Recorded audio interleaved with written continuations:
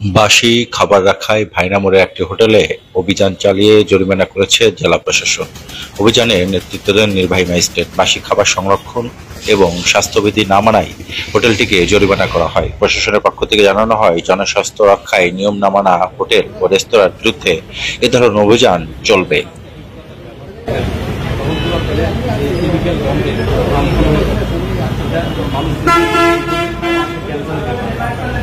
ভয়াবহ না, ভয়াবহ স্বাস্থ্য ঝুঁকি থেকে আসে।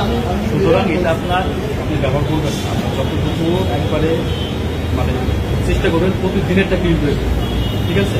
আর পরিষ্কার পরিচ্ছন্নতা, দাম, মাছ, মশলা এগুলো নিয়ে যে বিষয়গুলো আপনি এগুলো সুন্দরভাবে মিলেছে সরকারের যে আইন, সেটা আইনটা নিয়ে আপনাকে ব্যবস্থা হবে যাতে তারা ক্ষতিগ্রস্ত না হয়, কারো জীবন আর স্বাস্থ্যের জন্য যেন কিছু হুমকি এরকম কোনো সার্ভিস বা কোনো সেবা অথবা মনে করেন